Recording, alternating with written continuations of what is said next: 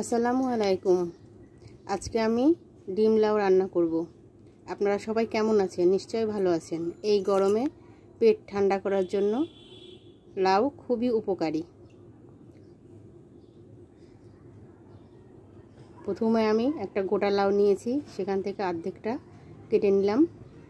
আমি এই লাউটা রান্না করার জন্য কেটে নেব।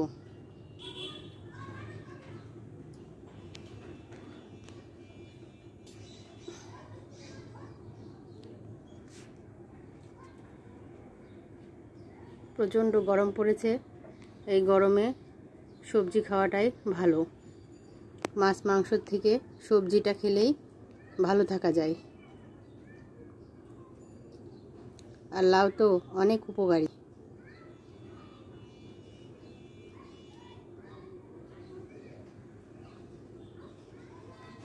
আমি সবগুলো লাউ এই একই রকম করে কেটে নেব।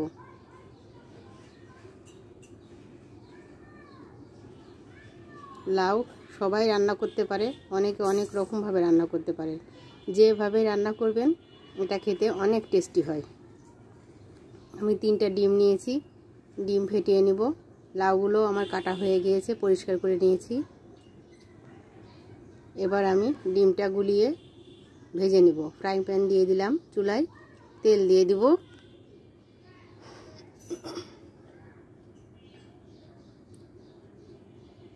ডিমে শুধু লবণ দিয়ে গুলিয়ে নিলাম। এবার তেলটা গরম হয়ে আসলে আমি ডিমটা ভেজে নেব। আমার রেসিপিটি যদি আপনাদের ভালো লেগে থাকে তবে লাইক কমেন্ট শেয়ার করবেন। আরও নতুন নতুন রেসিপি দেখার জন্য আমার চ্যানেলটিকে সাবস্ক্রাইব করবেন। যারা আমার সাথে আছেন তাদেরকে অনেক অভিনন্দন, আর যারা নতুন তাদেরকে ধন্যবাদ আমার সাথে থাকার জন্য। আমি কিছু পেঁয়াজ কুচি ছড়িয়ে দিলাম। এটা অপশনাল, আপনারা চাইলে দিতে পারেন, নাও দিতে পারেন, কোনো সমস্যা নেই। আমি ছোট ছোট করে কেটে নেব। আপনারা চাইলে গোটা ডিমও রান্না করতে পারেন এবং টুকরো টুকরো করেও রান্না করতে পারেন। এটা বিভিন্নভাবেই রান্না করা যায়।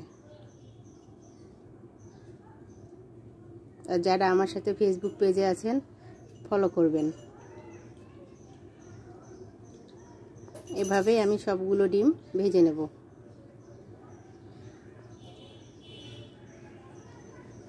ডিম ভাজা হয়ে গিয়েছে, এবার আমি লাউটাও ভেজে নেব, কারণ লাউয়ে অনেক পানি বের হয়।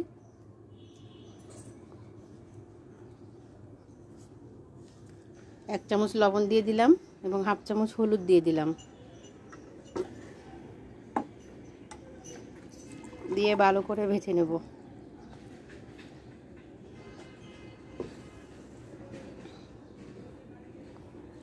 এ পর্যায়ে চুলার আঁচটা জোরেই থাকবে,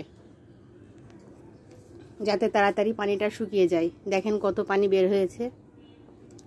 পানিটা আমার শুকিয়ে এসছে।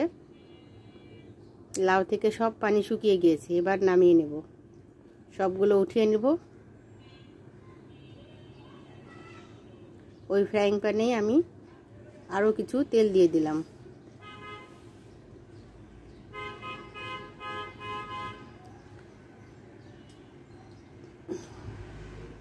বড় বড় 2টা পেঁয়াজ কুচি করে নিয়েছি, সেটা দিয়ে দিলাম। আর একটা গোটা রসুন থেতো করে নিয়েছি, সেটাও দিয়ে দিলাম।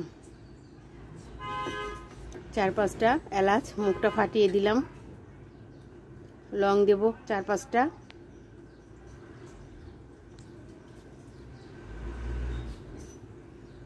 দারচিনি দিব 3 টুকরা।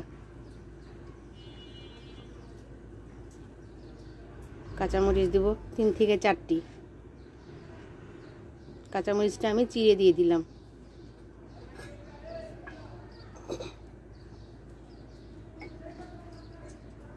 পেঁয়াজটা লাল হয়ে আসলে আমি বাদবাকি মশলাগুলো দিয়ে দেব।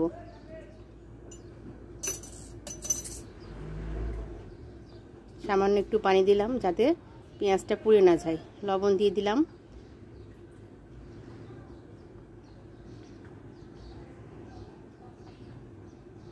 হলুদ দিলাম 1 চামচ, জিরা গুঁড়া দিলাম হাফ চামচ,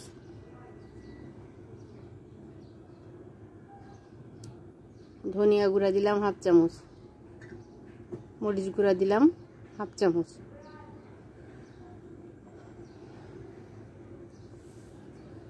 আদা বাটা দিলাম 1 চামচ,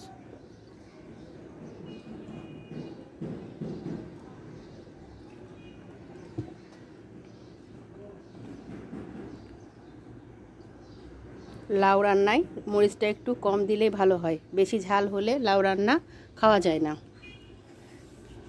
ভালোও লাগে না খেতে। আর লবণটা বুঝে শুনে দিতে হবে, কারণ লাউ ভাজার সময় লবণ আছে, ডিমেও লবণ আছে, সেই জন্য আমি অল্প করে লবণ দিলাম, যদি লাগে পরবর্তীতে আবার দিয়ে দিব।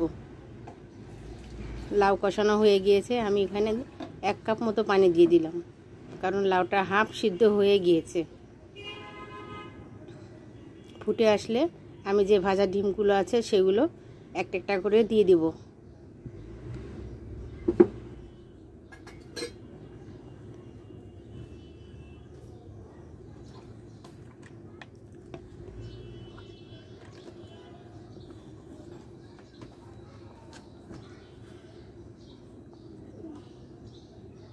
এবার আমি ঢাকনাটা দিয়ে দিব। আমি চেক করে দেখেছিলাম লবণ কিছুটা কম হয়েছে, তাই আরও হাফ চামচ লবণ আমি দিয়ে দিলাম। আমার লাউটা প্রায় রান্না হয়ে এসছে, আমি একটু ঝোল ঝোল রেখে দিব। এখানে আমি গরম মশলার গুঁড়া দিয়ে দিলাম হাফ চামচ মতো, আর জিরার গুঁড়া দিয়ে দিব হাফ চামচ মতো, এটা ভাজা জিরার গুঁড়া। দেখতে যেমন সুন্দর হয়েছে, খেতেও অনেক টেস্টি, সাদা ভাতের সাথে অনেক ভালো লাগে। এতক্ষণ আমার সঙ্গে থাকার জন্য ধন্যবাদ সবাইকে। খোদা হাফেজ।